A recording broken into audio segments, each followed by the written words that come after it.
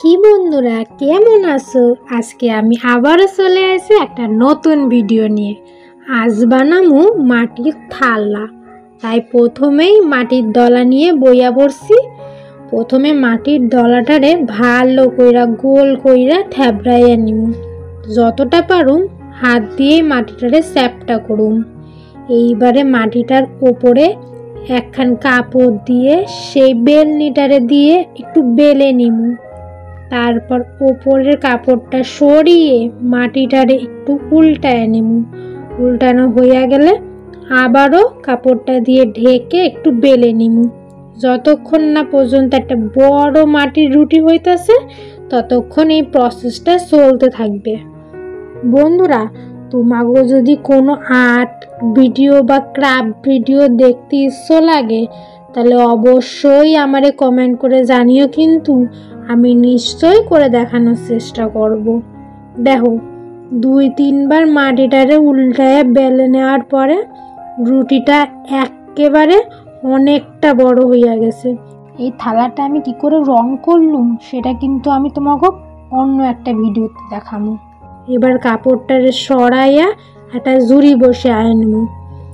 এইবার জুড়িটার ধার বরাবর একটা ছুরি দিয়া মাটিটারে কাটতে নিব, যাতে মাটিটা গোলভাবে কাটতে যায়।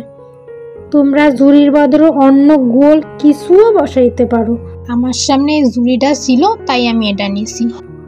এরপর পাশের কাটা মাটিগুলারে আস্তে আস্তে তুইলা নিব। তাড়াহুড়া করার কোনো দরকার নাই এতে। এরপর ঝুড়িটারে আস্তে করে তুলে নিব। এইবার কাইডা রাখা মাটিগুলারে হাতে নিয়ে একটা বড় লেসি কইরা নিব এবং লেসিটারে গোল করে কাইডে রাখা মাটিটার ধার বরাবর বসিয়ে নিব। যেভাবে ভিডিওতে দেখানো হইতাছে ওইভাবেই বসাইবা। আস্তে আস্তে মাটির সব লেসিগুলো বসানো হইয়া গেল। এবার আঙুল দিয়ে ভালোভাবে সাইপা চারিদিকে সমান করে নিব।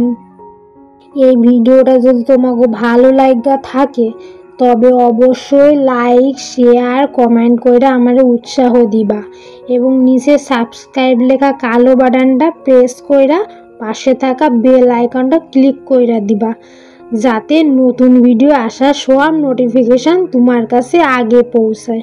দেখো, দেখতে দেখতে থালার চারিদিক আঙুল দিয়ে সমান করা প্রায় হইয়া এসছে।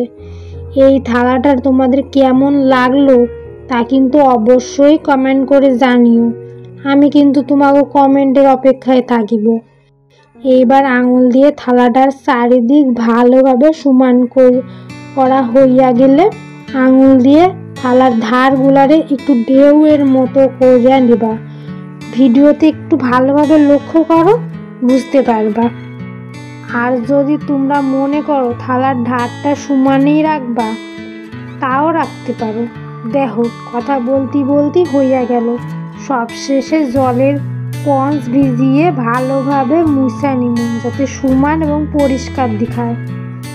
এবার বলো কেমন হয়েছে।